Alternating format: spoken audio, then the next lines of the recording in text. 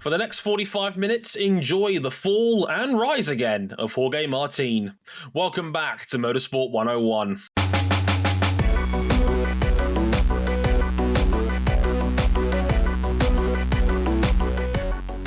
So I heard you've been missing the biking shows. Well, today's your lucky day. It's a biking episode of M101, and welcome to episode 483. I am your friendly neighborhood host, as ever, Dre Harrison, and we're talking to you a little bit later on in the week, but good news. We are finally doing a bike episode again. The boys are back in town, to borrow a line from another podcast. Ski whoa.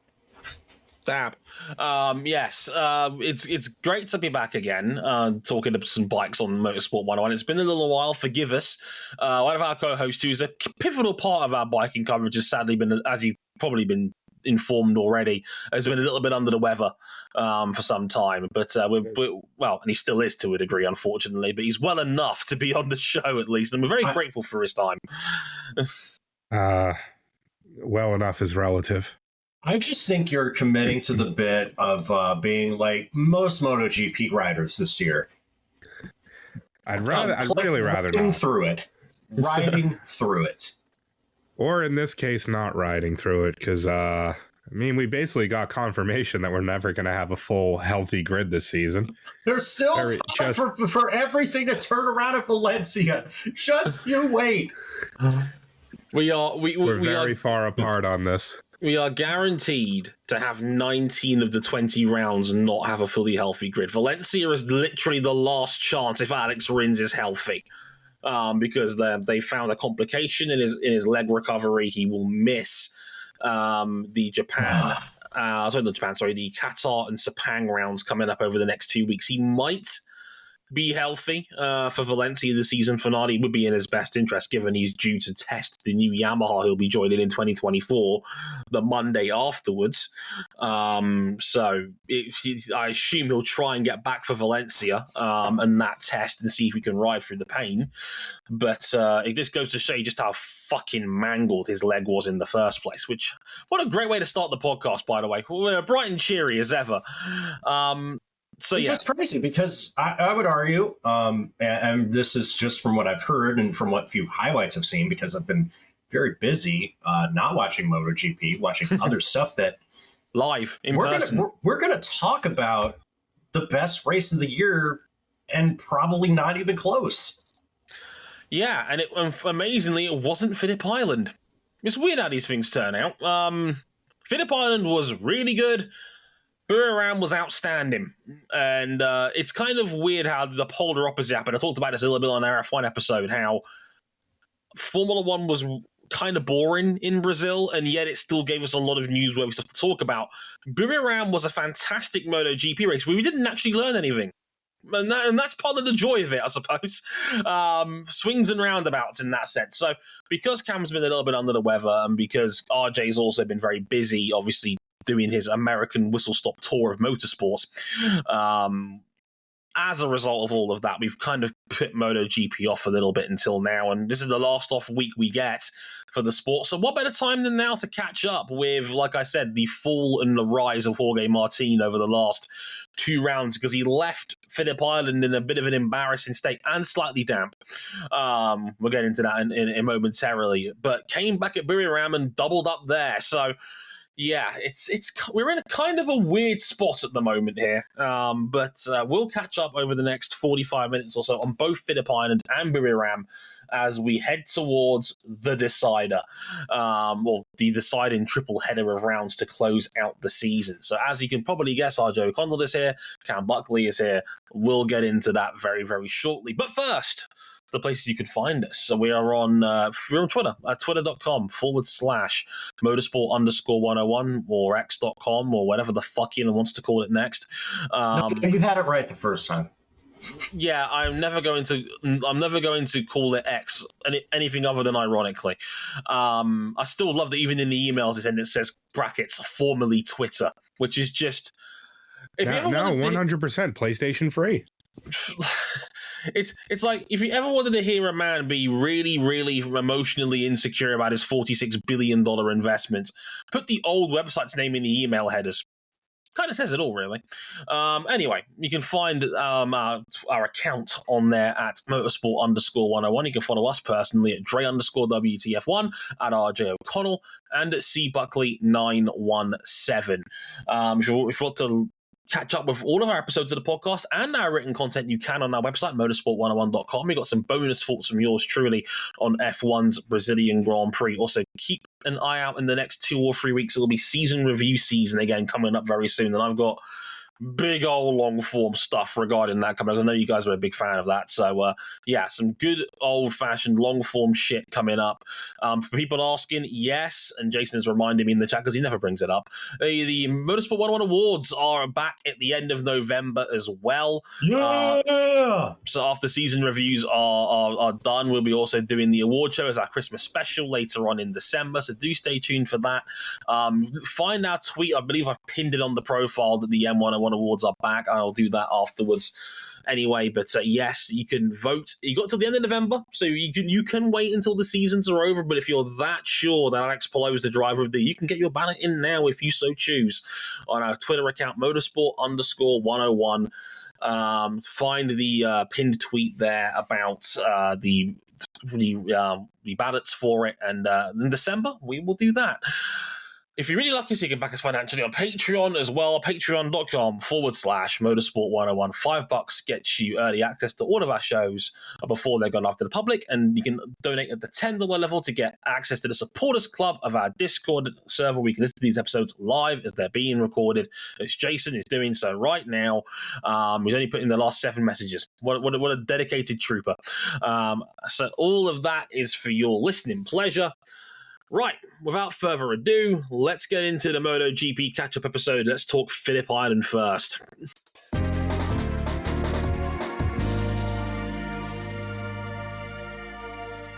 Yeah, lot to catch up on for me, for everybody else listening.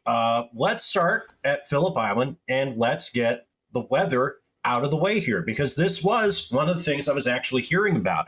I was hearing about it driving back from Circuit of the Americas back to my Airbnb, and everybody in the Discord call was waiting out what seemed inevitable with all of Sunday being canceled. So let's just rewind a bit. Phillip Island had an erratic weekend with 2 schedule changes. Here's a brief timeline of events. On Thursday, there were forecasts predicting winds as high as 50 miles per hour. MotoGP announced that the sport will swap the Grand Prix and the sprint races around to protect the Grand Prix. So the Grand Prix is now on Saturday for the big show, with the Moto 2 and 3 races unchanged. They're still on Sunday. Saturday comes around, we have another schedule change as the sport attempts to beat the weather by pulling all the days running back an hour as the morning weather looks better. And we do get all that in. Then we get to Sunday. The MotoGP race is very, very wet, but runs to a finish.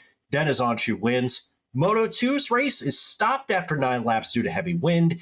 Tony Alberlino was declared the winner, but only scored half points out of Aaron Canet and Fermin Algiger. But MotoGP sprint is canceled with no forecast for the winds to die down. That is where I enter the picture. That is when everybody was just like, yep, we're done here. So, Dre, how'd you think Dorna handled these conditions? Well, I've mentioned it before on this show. I will mention it again on this show. We're going to have some serious dialogue about climate change and how it's going to affect motorsport in the coming years, because we forget Phillip Island is, an island.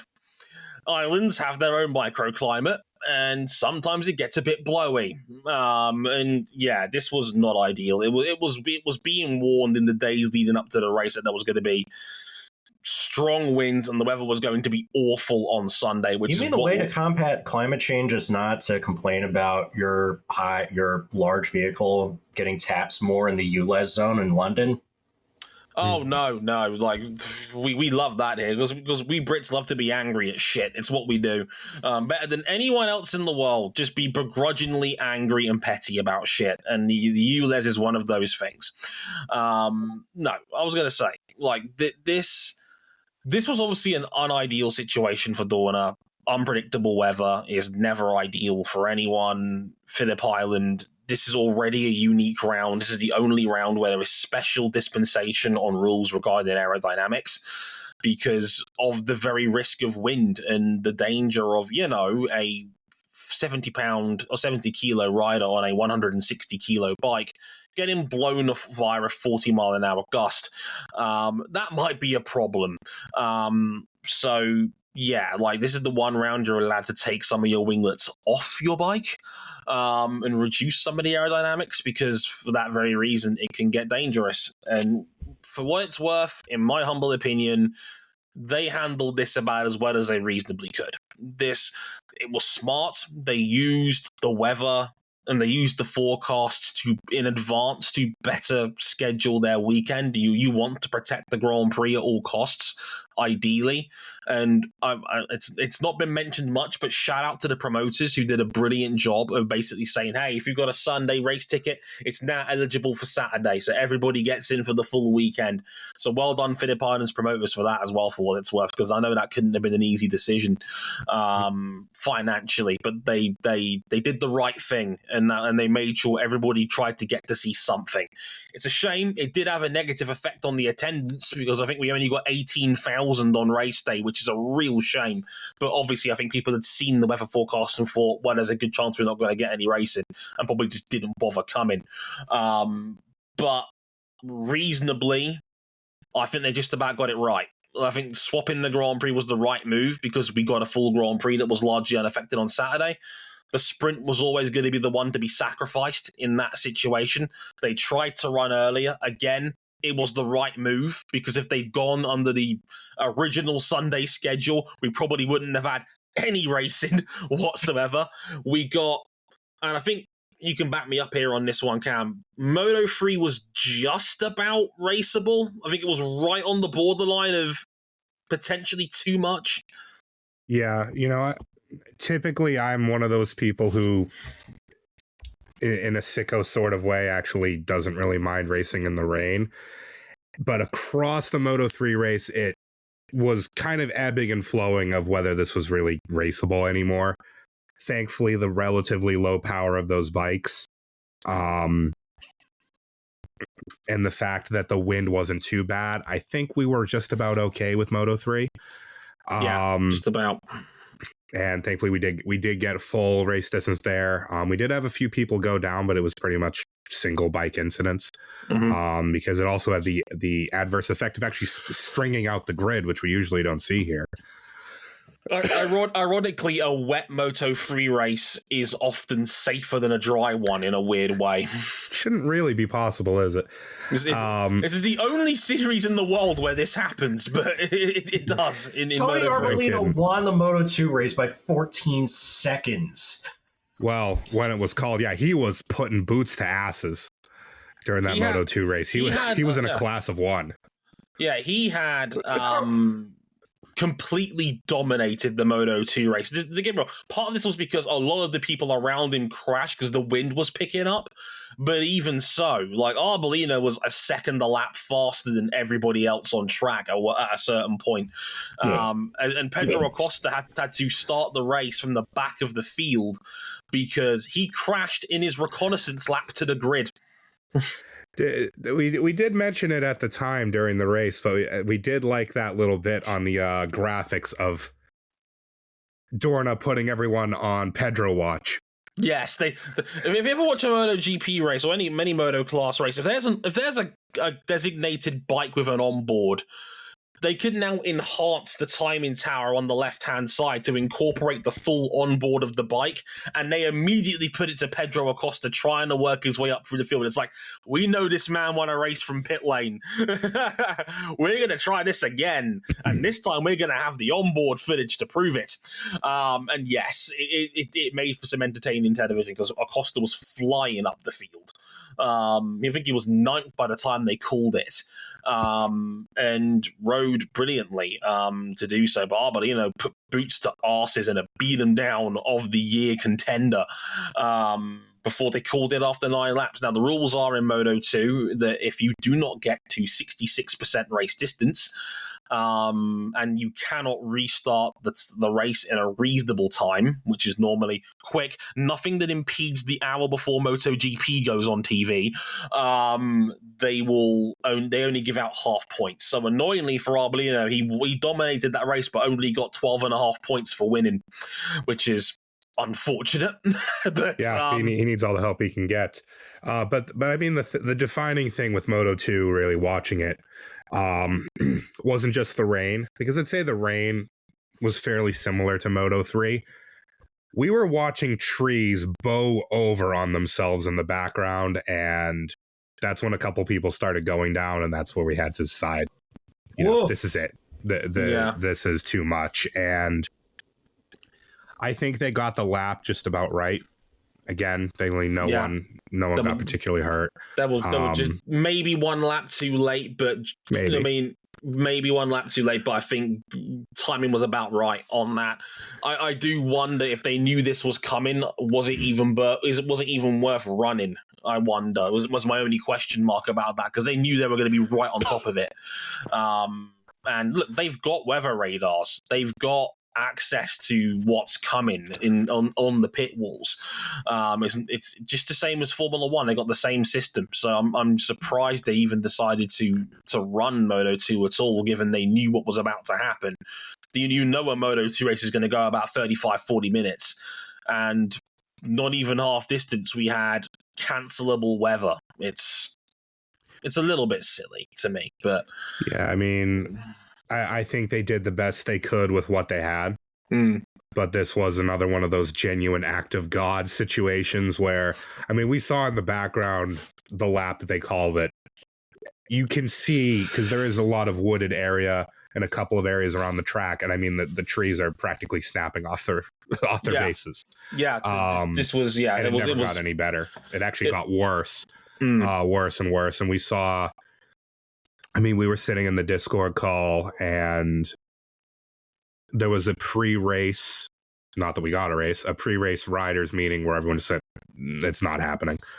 The team bosses. I mean, okay, I don't normally praise them, but I will on this case. TNT Sports did a very good job on this one of pinching important people to one side and getting the scoop before anybody else got them.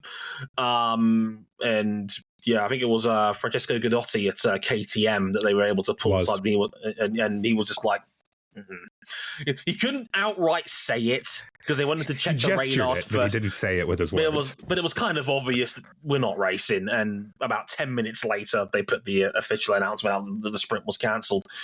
The Grand Prix. The Grand Prix itself.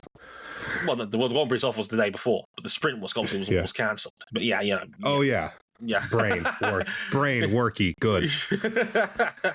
It's an easy mistake to make. No, and I wanted to highlight to a point that Andrew in our new Patreon backer, hi Andrew, has made in the chat.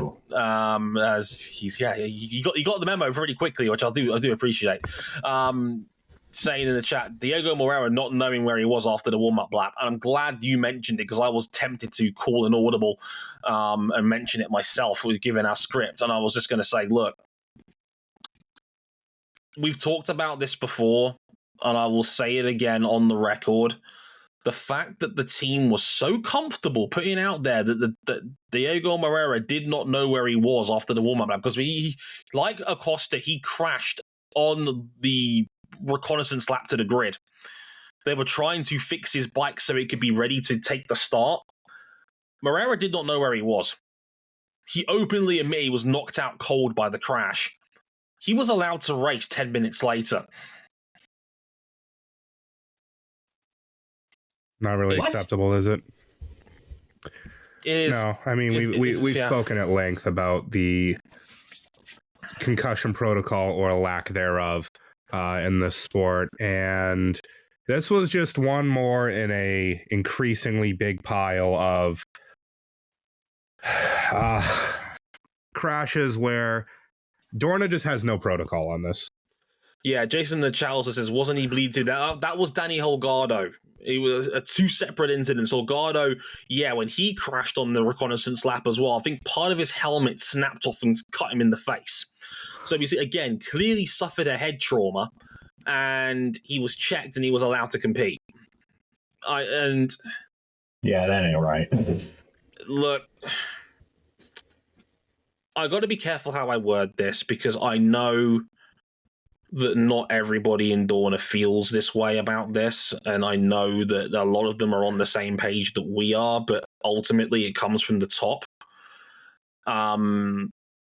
This is completely unacceptable. It is 2023. Every sporting series on Earth needs a concussion protocol. All of them. Every single... There is no excuse anymore, given how far along the way we are when it comes to knowing what we know about concussions and head trauma and head injuries within sport.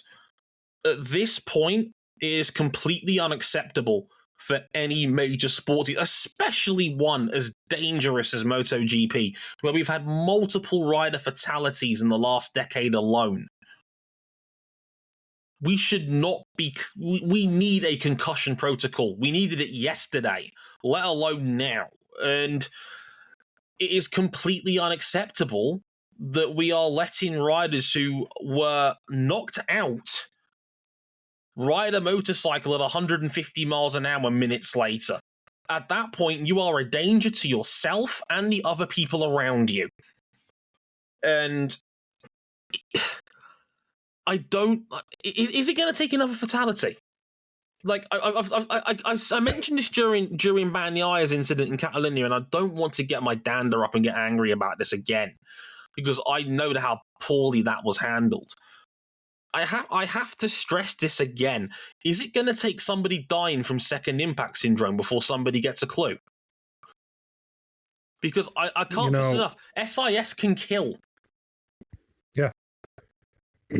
I mean, if the course does not change, we are going to have to open one of these shows talking about a fatal traumatic brain injury because someone had a previous TBI that wasn't diagnosed or wasn't treated properly.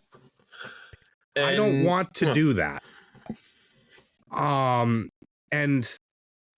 we have it on good enough authority because we do have wonderful connections here and there that we don't need to spell out what we don't need to spell it out, and I won't spell it out.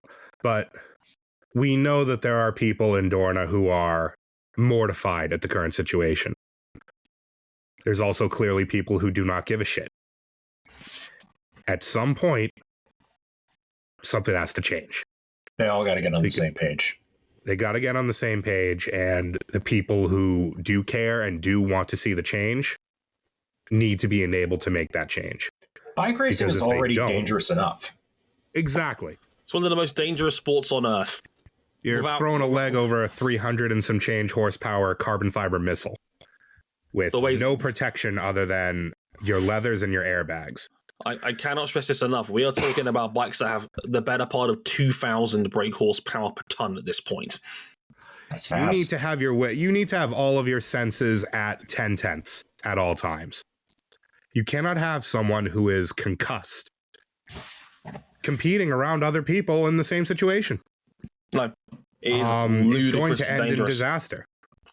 I meant when I wrote about Fittipaldi on the website, I referenced a video I made talking about this in 2016 when Danilo Petrucci rode at Aragon when he was back at Pramac. Remember those days? Yeah, I remember this. Yeah, I embarrassingly lose TJ Perkins' WWE theme in the video. Do not ask me why I thought that was a good idea. We didn't think TJ Perkins was that much of a sleazebag, but that's neither here nor there. But the thing to know is that Danilo Petrucci rode around with a head injury. Yeah, he did. He openly admitted he didn't know where he was on track when he was riding in an FP3 session minutes after he'd already crashed. It's completely unacceptable. That was 7 years ago. That was 7 years ago, and nothing's changed. If anything, it's gotten worse. I've heard more incidents regarding riders being allowed to compete with head injuries in recent years. I remember Tetsuya Nagashima in Moto2. It was like Akiayo admitted he rode while concussed that race weekend. Dennis Onchu was knocked out in a Moto3. I think it was at Misano last year. He was knocked out cold and he was allowed to continue the rest of the weekend. This cannot happen. It's completely unacceptable. Something is going to give, and it's going to be someone's life. Cam, I can't stress this enough. Someone is going to die on a track from SIS one day, and we're not going to figure out why for years later. And it's going to be the most terrifying, tragic story. It doesn't need to happen. It doesn't need to fucking happen. And I don't want to open one of these shows talking about how we lost a rider in an entirely preventable way. And Andrew said it himself in the chat. It's also sad how the teams don't pull them out. Completely agreed. The teams have got to take some degree of responsibility. I talked about it with Marc Marquez in 2020. For some stupid reason, Honda thought it was a good idea to let a man ride a motorcycle 5 days after he broke his arm. This is our dumb sports. Look how that turned out for them. It's cost them 4 years of Marc Marquez's effective career. It cost them Marc Marquez. Because we're 3 weeks from the end of the season. We don't even know who's going to be riding that bike because no one wants that poison chalice. We'll get to that a little bit later. Yeah, well, I'll talk about that a little bit towards the end of the show because I'll put it in my any other business tab. But this, at some point, Dre, those who do care within the power structure at Dorna, they need to be they need to be in position to take action, or nothing's ever going to change. You need a full, I cannot stress this enough. In the UK, sport all the way down to the grassroots level is now have a concussion policy. We literally, one of the few good things the Tories have done in the last decade was mandate a policy of, if in doubt, pull them out. That is the phrase we literally use in this country to describe a concussion injury. If you think there is even a hint that someone has suffered a head trauma, you pull them out immediately and you get them checked. It's that simple. If we can do that on a grassroots level, there is no reason why. Top flight motorsport, because this is the pinnacle of motorsport on two wheels. Absolutely. There is no excuse. You've got more than enough resources, and if you haven't got the right people, hire them. They are out there. You have the power. Do it. This sport cannot afford another PR disaster as another mainline rider fatality. It cannot afford that luxury. There are a lot of people that I know that love motorsport that will never watch a MotoGP race because they're that scared someone's going to kill themselves on a bike. I don't blame these people. The last thing we need to do is push them towards that goal by not having a concussion protocol. It needs to happen today. $1 billion sport. Right. $10 solutions. It's nonsense. Let's talk about the race itself. Yeah, let's talk about the Grand Prix itself. Jorge Martin took a major gamble in picking the soft rear tire during the race, with the majority of the field taking the medium. Martin shot off to an early 3.5-second lead, but as the race reached the climax, the chasing pack of Francesco Bagnaia, Brad Binder, Johann Zarco, and Fabio Di Giannantonio all closed in, and on the final lap, Johann Zarco passed Martin at Miller Corner to hold on to finally, after 7 years in the Premier class, take his first MotoGP win. Bagnaia was second. Di was third for his first ever Grand Prix podium finish. Who knows if it's too early, too late to save his job, but Johann Zarco finally gets it done. The Canal Plus commentators can finally stop hyping up this being the race where Johann Zarco finally is going to win it. Find the clip. Find the clip. It's hilarious. They lost their collective shit. It was glorious. And I think they've waited. I think they've waited long enough. I think we all waited long enough. Yeah, okay, let's get into it. What'd you make into it? What'd you make of this? Johann Zarco won a fucking MotoGP race. About fucking time. Honestly, look. I wrote about this and I immediately drew parallels, and anyone who's a Secret Base fan will know exactly what I'm about to say here. Dave Steeb. This was a Dave Steeb moment right here.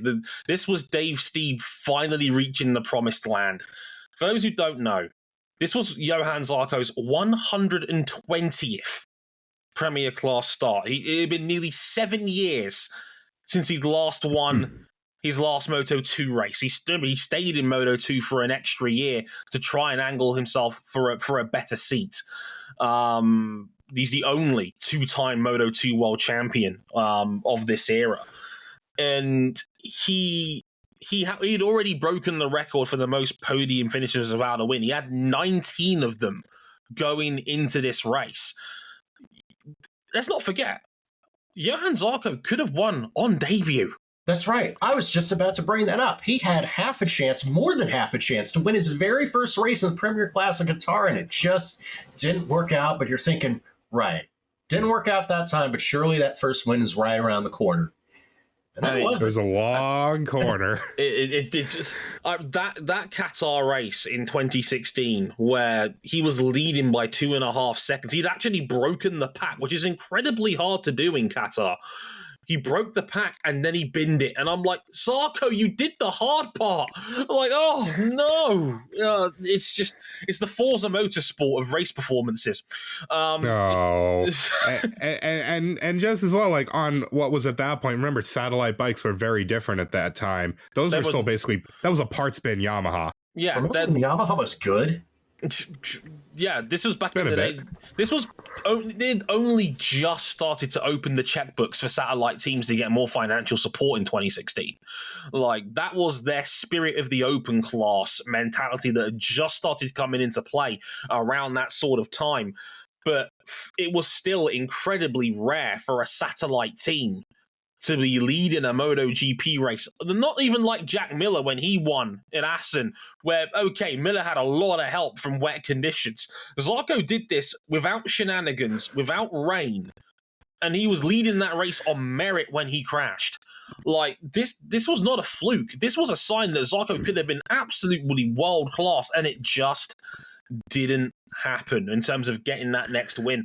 I remember Argentina in 2018 where he lost by 2 bike lengths to Cal Crutchlow. Remember that one? The famous Don't Doubt Me race for Cal Crutchlow? Yep. Where he stares dead into the camera and was like, don't doubt me! He'd just become a dad. And that was like his tribute win. And Zarco nearly won there. I remember Danny Pedrosa's final Grand Prix win at Valencia in 2017. Who was second that day? Johann Zarco. He was beaten over the line in a last lap dogfight. I wasn't sure this was ever going to happen. He had led 91 laps in his Grand Prix career without winning until that race. I mean, we talked about him at length as possibly the greatest rider to never win a race. Well, we can't say that anymore. He got one. And I mentioned Dave Stieb. Like, Dave Stieb's no-hitter in this, like, it's to borrow the line from John Boys, it happened just in time because we all know his future. He's going to Honda next year. The door was probably about to slam shut on him being able to win one of these compared to what he's on now, which is arguably the best bike in the field, the Pramac Ducati, the team that is likely, almost certainly, going to win the team's championship at the end of the season. The best team in MotoGP, the best bike in MotoGP, and Zarco has been outshone by Jorge Martin this year. So there was a very real possibility that first win was never going to happen. And he was running out of time rapidly. And just in the same way that Steve got his no-hitter before the bone spurs would eventually derail his career, Zarco got his first win right as the door was probably about to close on his. We're probably going to think of Johann Zarco's time at Honda as that time where Dave Stieb was a member of the Chicago White Sox for 2 weeks. Oh, God. That's pretty accurate, honestly. Yeah. Sadly. But save us for mean. Yeah, and I mean, he had to get it the hard way as well because this was not an easy win at all. No, Phillip Island usually produces these just multi-rider slogfests. This one was a little different. This one was a bit more of a slow burn. Jorge Martin, why are you the way that you are? For those who are missing the context or maybe missed this race, this was a race where everybody was told, do not pick the soft tire. There was Martin was the only top tier runner besides Marc Marquez who gambled on a soft rear tire. Everybody else was on the medium. The medium held up over the Grand Prix fine.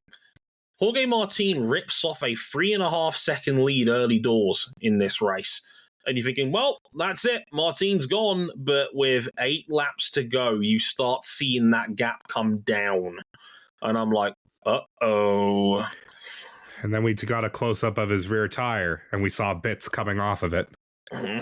It was gone. It was gone. And you know what happens when, Cam, you'll remember this one. Do you remember in 2016 when Marc Marquez was dominating Argentina and then you just saw that tire shred towards the end of that race as Valentino Rossi gunned him down? Yeah, the rear tire was just melting. This was the carbon copy. This was the carbon copy. This was that. And the thing that I don't get is that Jorge Martin put down half a second on the field in qualifying to take pole. It was a stunning lap. He obliterated his own lap record. It was the lap of the year from a qualifying standpoint in any series I've watched this year. It was an astonishing pole time. He did not need to run the soft tire. No. You're the fastest man in the sport at the moment. Why do you feel the need to gamble on this? Were you that afraid of a dogfight? Is that it? The Phillip Island, the way it's an equalising track, you didn't want to take your chances on a wheel-to-wheel fight? I don't know. That had to have been the logic. His logic had to have been, I can break this field. Maybe he... And he did.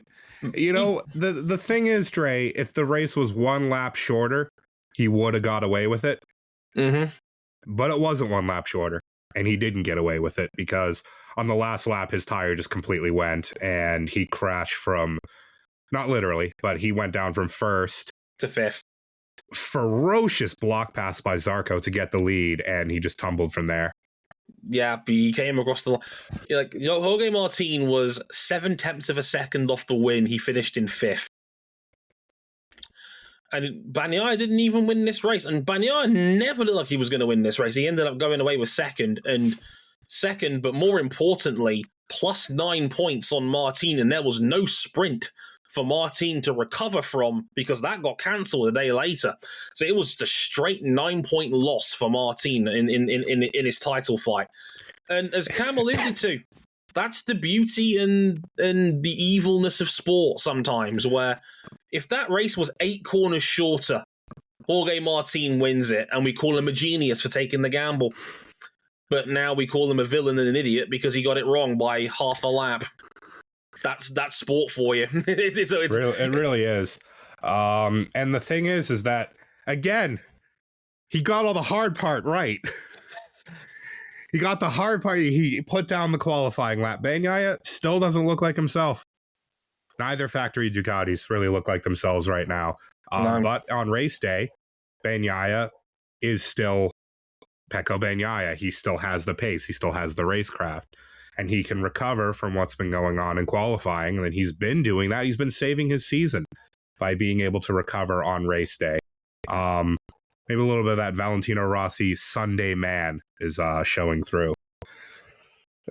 But Jorge Martin had the field dead to rights in Phillip Island and left an open goal. And he doesn't have a lot of these left.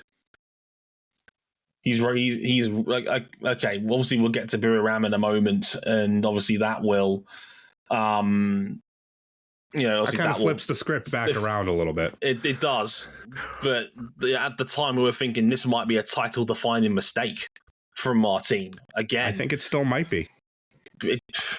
If he loses it by less than 9, we're going to have a conversation about this weekend again. Crashes happen. They can happen to anybody. God damn it, the reigning world champs had his fair share. That's one thing. This was a race that Martin should have won. Really. In Indonesia was one thing. I can understand a lapse in concentration when you're 3.5 seconds in front. That yeah, it's bad, but I can understand why it happens. It can happen to anybody. Bagnaia, again, has had his fair share of those days too. This was an open goal. This was, you were the fastest man here by miles. You did not need to take this gamble in order to win this race. Like, for the one time Jorge Martin didn't bet against himself, cost him dearly. And that is alarming to me, that a rider of his confidence in his speed, which is unmatched in this sport at the moment, did that. But that's the thing, Dre. The thing is that it's a whole new day, it's a whole new week, and the whole outlook can change because you fast forward 1 week to Buriram, Thailand, and this time Jorge Martin did do the job. He did the double. 7th sprint win, 4th Grand Prix win of 2023, and this might have been his finest of all, and this might have been the race of the year. Phillip Island was race of the year for a whole week, and then Buriram came around. Martin had an intense lights to flag fight with KTM's Brad Binder and Pecco Bagnaia. Once again, hanging around in the leading group, Bagnaia helped try a hellacious double Hail Mary overtake in the final quarter, but Martin held his nerve with a perfect final lap to win. Bagnaia was promoted to second after Binder got 8 track limits. Final lap, 1 position deduction. Fellas, was this the race of the year? It doesn't seem like it's a tough question. No doubt for me. Absolutely. No doubt for me. The only 2 races that came close was Phillip Island the week before and probably Germany at the Saxon Ring was the only other one I would say would be the contender. Ironically, a Martin Bagnaia dogfight for the win in its own right. And this was very much in the same mold as that. First of all, on a side note, Brad Binder for the 3rd time gets a final lap track limits deduction. Come on, Brad, for fuck's sake. Feels really weird, but Brad Binder has not had a feature race win since like mid-21. It's been over 2 years since Brad Binder won a Grand Prix. He's won sprints. He's had 2 sprint wins this year, but he's not won a Grand Prix in over 2.5 years. Weird. Given we all know how good Brad Binder is. Way. No, you're right. It feels like, because you know what it is? Brad Binder won that hellaciously freaky race in Austria as his last Grand Prix win. Binder's been a lot better and has probably now certified himself as an elite level MotoGP rider, but he's done so without winning. Like, it's really weird in that, like the nearest he probably came was Jerez. He had a shot to go for a last corner dive bomb, but Binder openly admitted he pulled out of it. He didn't he reckons if he had tried it, they'd have both gone down. And that's why he didn't go for the last corner Lorenzo dive bomb at Jerez, the final lap of that race against Bagnaia. Not putting notwithstanding, it's amazing how the tables can turn in a week. It really is, isn't it? I mean, this was not just the race of the year. I would go one further and say it was also the most important win of Jorge Martin's life.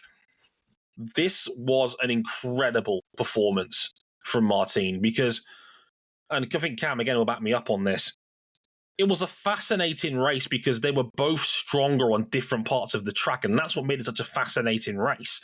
Yeah, the gap between the 2 riders was, or between the 3 of them really, because it was Martin, Binder, and Bagnaia. All 3 of them were strong in different parts of the track. So the gap between the 3, at some points you could throw a blanket over all 3 bikes, was ebbing and flowing constantly. I watched the highlights of this, and like they didn't take the camera off of those 2 lead guys for pretty much the entire highlight reel, and it's like, oh, okay with this. Yeah, nothing else important was going on. Yeah, Brad Binder, I don't think was ever more than 7 or 8 tenths off of Martin the entire race. It was that close the whole way through. I don't know what the tire pressure was on that at KTM by the time the race was over. It was probably at about 80 psi because he was on Martin's arse like glue the whole way through. And Martin was so good in sectors 1 and 2, which was all long straights, heavy braking into that double apex right-hander at the bottom of the hill. And then on the run down towards the technical section. But once you got to sector 3, Brad Binder was 0.3, 0.4 a lap faster through the back half of that track. It was exactly where the 2 bikes differ and what they're good at and what they're not. And both of them just, I mean, there was a couple shots on the final, I think 2 or 3 laps where Jorge Martin is genuinely sideways. Yeah. He looks like he's about to high side the bike, and he holds it. And that's been the specialty. We all know the man can basically power slide a MotoGP bike when he needs to. And that's where he was so good. Those massive changes of direction you get through sectors 3 and 4. And hell, shout out to Francesco Bagnaia for almost pulling off the pass of the century, trying to go around the outside of the pair of them with 2 laps to go. That was a trier. That was... Cam, that was the run of the gods coming out of the penultimate corner. Like, holy shit. Binder and Martin kind of impeded each other, reacting to one another, and here comes Bagnaia flying up on the outside. Now, I think if he had gone for the move, I think he probably drops the bike, because there is no grip out there. So he did back out of it a little bit early. But holy shit, just the visual of him flying around the outside of 2 competitors on the outside of a corner. On bikes, you usually don't get to see passes around the outside, let alone ones that are that audacious. If you ever played the Super Smash Brothers games where you can now choose your difficulty level, this is at 9 where it's at nothing harder. Like, this is a 10. This difficulty level, impossible, what he was trying to pull off there. And he very nearly did. Like, Martin did the smart thing. He rolled off the throttle, let the bike naturally run wide, and Bagnaia had to ultimately back out of it. But he was this close to the pass of the century. Just an unbelievable bit of bike riding. And once again, Bagnaia plays it smart and got second place out of it, which is what he needs to do. I still don't think he's 100% right now. Something in that Ducati is not clicking in the back half of the year for Pecco, and I'm not quite sure what it is. They keep saying, "Oh, I figured it out. We figured that out," and it just doesn't. And he just doesn't qualify well. He makes up for it on Sunday every time. But on raw 1-lap pace, the factory Ducatis are not in a good spot right now. And the funny thing is that, and I made this point in the DRI I wrote about it, Bagnaia's great ability at the start of this season was the sprint race. He was racking up sprint wins like crazy when everybody else was crashing around him. It's now become his weakness because Jorge Martin has won the last 5 sprints.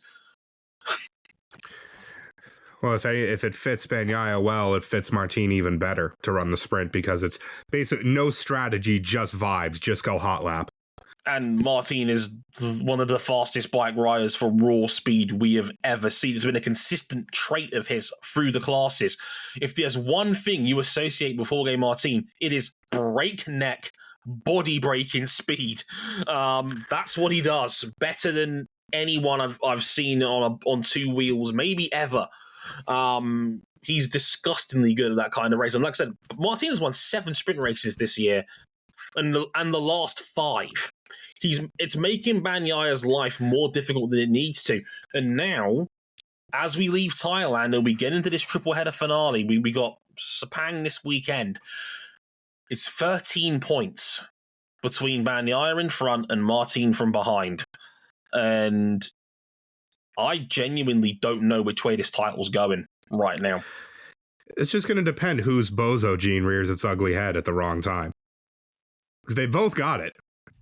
One crash can now determine this title. I think one crash will determine this title. If one of those 2 crash and the other person wins, it could be game over. If Bagnaia makes one more mistake, it will let Martin right in through the back door. If Martin bins it from here, he's not going to get another chance to make those points up in time. No. That's how I look at it. It could be a case of first mistake loses. Well, I wonder if that mistake has already occurred with the Phillip Island and with the soft tire gamble, because if that 9 points, it's so crucial now. You swing that back, it's less than the gap between first and second for a race win.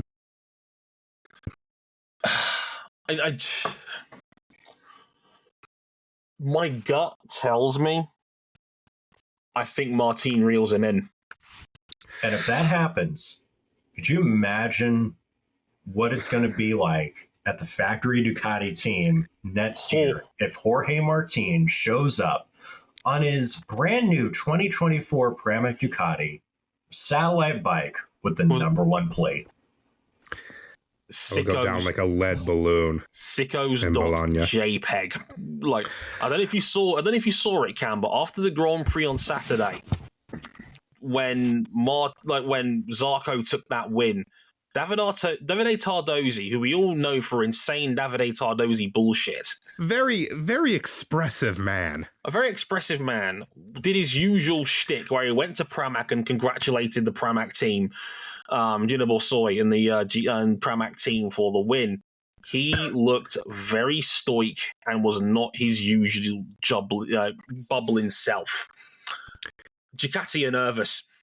I think they're genuinely nervous their man might get beaten here. Because right now, on current form, if you take mistakes off the table, Martin's the faster man at the moment, without question. Has been for the last 3 or 4 rounds, no? It's very strange, isn't it, that these two riders, who are both phenomenally talented, they both have all the hard parts down. Yeah. It's the silly shit where the two of them keep dropping points.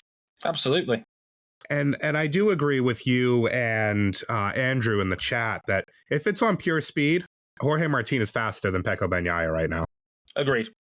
100%, Andrew. But if you're losing a consistency battle to Pecco Bagnaia, what the hell are you doing? Because I just don't know. I feel like Martin is going to throw a Hail Mary when he doesn't have to. And he's going to put the bike on the deck or he's going to drop a really critical result. And that's going to give Pecco enough cushion to basically just take the points. I know Pecco Bagnaia basically doesn't take the points. We've been screaming at him to for years. But he has the last 2 or 3 rounds. And he's done. He's not given Martin an inch on this one. And that was, I think Bagnaia gave it all he had in Buriram, but he just wasn't as fast as he got lucky on this one because Binder once again put a wheel on the green. He was given a gift of 4 extra points. What are the other riders going to have to say about this? Because it's not just these two fighting for wins. We've got the VR46 Ducatis. Of course, Bezecchi's nursing a broken collarbone right now, but if we all know Bez can win. If he peaks again, he's going to take points off of these two because his peaks are as high, if not higher than these two. If Brad Binder gets involved again, and he just did, he is the only man who can consistently take the fight to the Ducks. If Fabio Quartararo shows up again on the podium, which, again, Fabio Quartararo is doing all he can these days. We've got Qatar next week. That's an equalising round. That for me, that's anyone's game. Qatar tends to be a pack race. We've seen it before. Repsol Honda was competitive there the last time we raced there, remember? Let's not get ahead of ourselves. They were, though. Paul Espargaro put it on the podium that day. And that's as good as that year got. Right. Yeesh. I mean, the thing is here. Go on. Does Ducati pull team orders? If Ducati pulls team orders, they are chicken shit. But I'm opening the most devilish of Pandora's box because MotoGP teams, generally speaking, don't talk about team orders. But I'm starting to get the impression... They've done it before. They've done it before. They did it very famously. Jorge Lorenzo's... Mapping 8. Last throw of the dice. Mapping 8. I think Jorge Martin tells them to, go in no uncertain terms, go fuck themselves. Oh yeah. We know they'll ignore it, but will Ducati play that? Will Ducati let Jorge Martin win this title? I wonder. The fact that we've even got to think about that question kind of says it all. The fact that I'm not sure what the answer to that is interesting. If they do, they are unconscionable cowards. Yeah, and it will go down like a lead balloon in MotoGP because this is the best title fight we've had in years. This is the only title fight we've had in years. It's the best title fight. Last year was a hydrogen bomb versus coughing baby after a certain point. Yeah, like the air got taken out of our sails when Quartararo crashed at Fittipaldi like a year ago. Like this is the best title fight MotoGP has had since I want to say 2016. I would say 15, 17 or 18 with Davi v Mark. Those are the last two where we even had a fight. Yeah, really. I mean, yeah, it's just like the fact that I'm not sure what the answer to that question is. Will they play the team orders card? Kind of says it all to me. They will get crucified. They might if they pull team orders. It might just come to that though, because Davide Tardozzi is like let's put it this way: he'd be the worst poker player in the world. Oh no, the worst. Yeah. That's all I'm saying. I'm putting the seed out there. Also, before we get out of here as well, just before we move on, Fermin Aldeguer, Repsol Honda, bad idea or terrible idea? Well, nobody. Y'all said nobody else wants to ride that bike, and I guess anecdotally they can look back at the last time they gambled on a teenager to help be the new number one guy at the team. A win it or bin it Moto2 rider who only just came into a brush with success, riding that pile of junk. Fermin Aldeguer is a very talented bike rider. Let's not doubt that for a minute. He's still only 18. He has a pair very of fast. He's incredibly quick. He's got a pair of Moto2 wins to his name already, which is no easy task. And for what for me is the most difficult championship to consistently win in maybe all of motorsports. He's an impressively talented rider. He is not what Honda needs. He's play the antithesis of what Honda needs. Don't be silly. Just take DJ Antonio. He's the best rider available. I don't think Fabio is what they need either, but that's all that's left for them to pick. Is there a better idea? There isn't one. Don't show up next year? You know that's not an option. Soichiro Honda and his spirit will not let that happen. No, they only let it happen in Formula One when it suits them. Exactly. That's happened a lot, but they're turbo screwed. There might be some words from me in the race about this in the coming days about what to do with the run-in with this triple header, but I'm gonna put you lot on the spot before we get out of here. We've got 3 races left. Who wins this championship? I'm pretty confident my pick was wrong for the season. I'm just gonna put that out there. You picked Marc Marquez. I picked Francesco Bagnaia to retain. What if neither of us are gonna win our diecasts? We will buy each. About to lose. We will buy each other diecasts as tribute. Fuck. It's like, wait, we didn't expect this. Honestly, I think Martin gets it. Bagnaia for me. I'm going to stick with my gut and say Bagnaia, but right now I think Martin should be Bookie's favourite. I think he's it's so close. They both have mitigating factors with one another. They do. I think you go with current form. I would not blame you for picking Martin at all here in this circumstance, because you know what? He's behind, which never helps. But he's the faster man right now. Without question, he's the faster man in terms of the two right now. But I think the job is simpler for Martin right now. Keep it up, right, you win.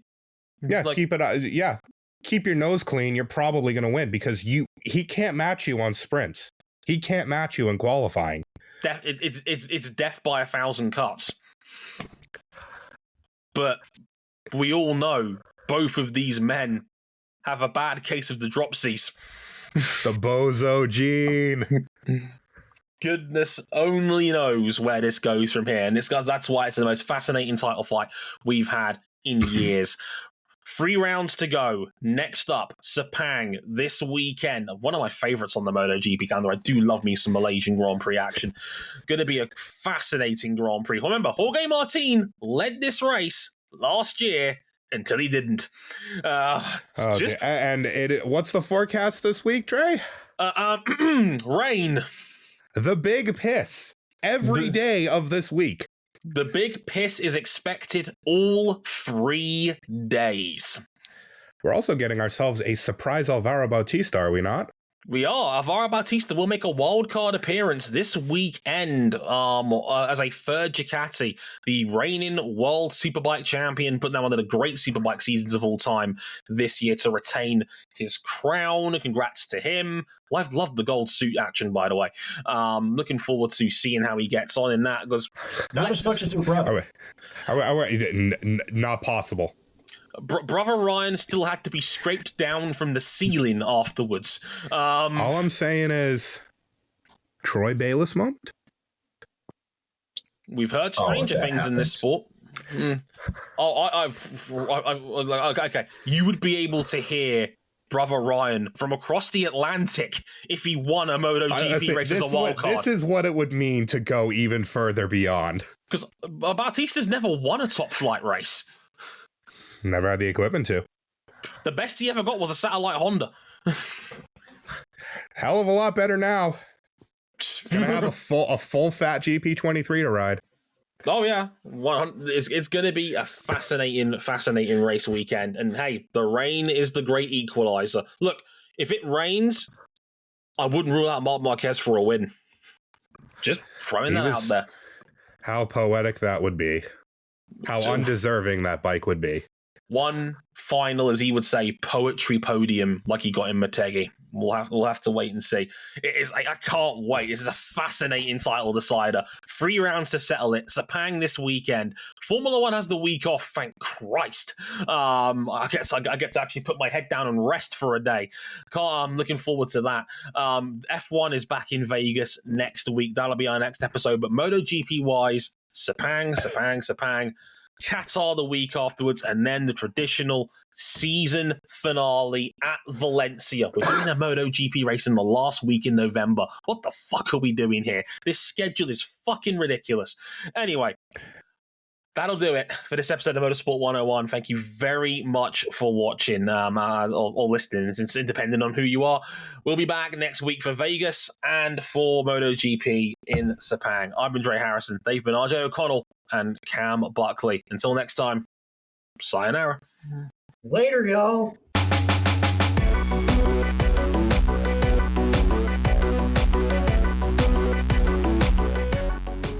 Funny how we've shat on bikes all year, but now we're so excited for bikes. This is what bikes does to us. Never in doubt.